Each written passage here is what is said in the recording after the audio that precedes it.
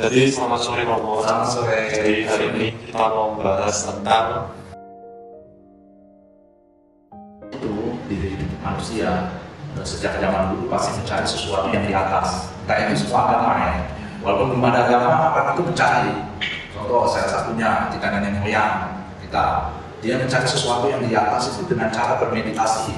Perasaan bahwa ada keterikatan antara yang manusia dengan seseorang yang di atas. Dan gereja Katolik karena kewajiban secara Abraham jadi ya kita mengenal ada Yesus Kristus sebagai sang juru selamat gitu. Dan seperti apa di gereja Katolik? Itu saja apa itu dekat, kenapa bilang dekat kalau di dalam gereja, kalau bisa bilang transenden dan iman itu dimanapun kita bisa melihat karya-karya Allah. Tapi dia bukan Allah gitu. Kayak misalnya saya melihat karya, melihat tanaman gitu ya. Ketika naik gunung, ketika naik gunung ke bawah indah. Nah, pasti ada sesuatu yang menciptakan ya kan? Dan yang menciptakan itu pasti Allah gitu. Dan kita bisa merasakan kehadiran Allah. Lalu yang kedua, kalau secara liturgi ya tentu saja gereja Katolik mengenal 7 sakramen.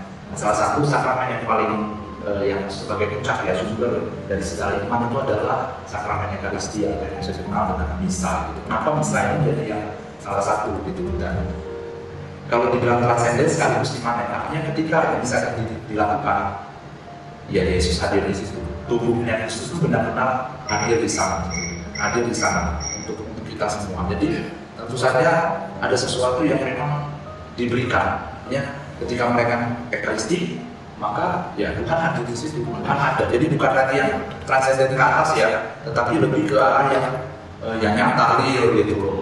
Hadir bersama dengan manusia. Nah kalau di doa itu secara liturgi ya Mbak, itu ada sakramen Ekaristi, sakramen baptis, sakramen penguatan. Nah bagaimana kita caranya merasakan Allah? Tentu aja Allah itu hadir dalam sakramen, artinya tanda dan sarana keselamatan dari Tuhan untuk manusia. Itu kurang lebih dikatakan. Secara gereja Katolik yang penting yang merasakan iman dan apa? Ketika iman itu saya bisa rasakan, maka saya bisa merasakan bahwa Tuhan itu dekat dengan saya.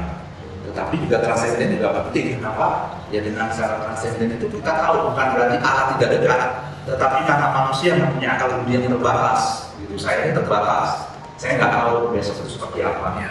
Tetapi saya mencari sesuatu yang di atas. Karena keterbatasan saya ini saya mau seperti ya kan, mau tahu siapa Tuhan.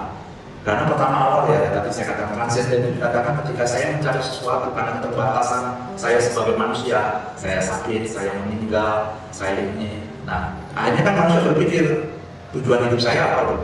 Ya. Apa yang saya kehendaki? Sehingga mencari sesuatu yang ada di atas. Saya sendiri. Ya. Jadi kurang lebih ada juga untuk merasakan dulunya supaya kita merasakan keadilan Allah.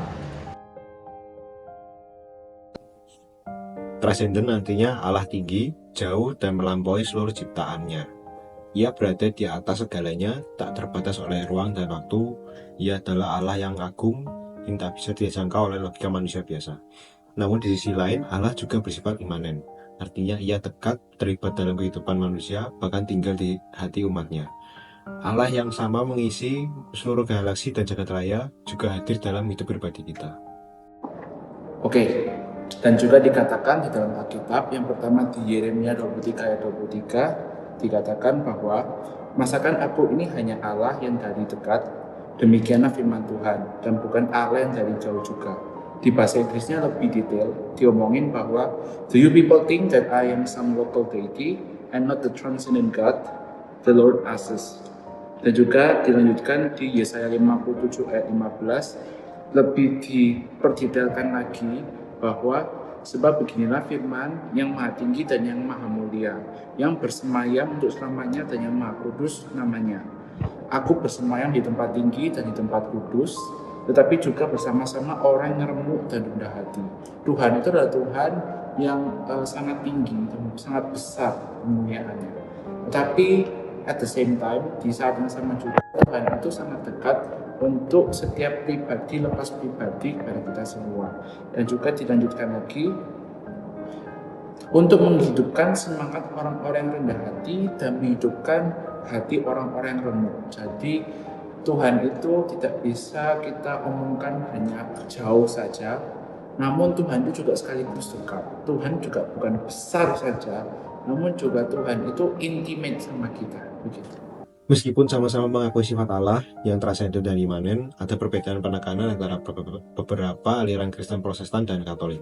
Gereja Katolik menekankan kehadiran Allah melalui sakramen seperti Ekaristi, baptisan, dan pengakuan dosa. Baptis, penguatan atau krisma, Ekaristis, tobat atau rekonsiliasi, pengurapan orang sakit, perkawinan, dan imamat atau takisan. Sakramen dianggap sebagai saluran rahmat Allah yang nyata. Gereja Kristen terutama Pentakosta atau karismatik lebih menekankan pengalaman langsung dengan Roh Kudus, termasuk bahasa roh, penyembahan ekspresif, dan hubungan pribadi dengan Allah tanpa perantara.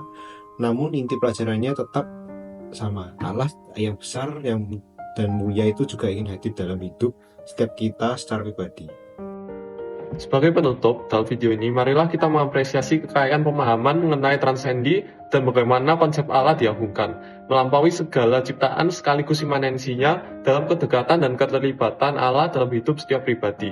Dalam tradisi Katolik, Allah diwujudkan secara nyata melalui sakramen sebagai saluran rahmat yang menyentuh kehidupan umat. Sementara itu dalam Kristen Protestan, pengalaman rohani bersama Roh Kudus menjadi inti ibadah yang hidup dan personal. Perbedaan ini justru memperkaya pemahaman kita tentang hubungan antara manusia dan Allah. Akhirnya, kita diingatkan bahwa di sebalik segala perbedaan bentuk maupun penekanan terdapat kesatuan iman, yaitu Allah yang agung sekaligus dekat, hadir untuk setiap insan, mengundang kita untuk mengenalnya lebih dalam dan memuliakannya dalam kehidupan sehari-hari. Terima kasih telah menyimak video singkat ini. Sekiranya refleksi yang kita buatkan ini bisa memperdalam dan memperluas wawasan kita dalam memahami ibadah yang imanen dan transenden, baik dalam agama Katolik maupun Kristen. Sekian, terima kasih.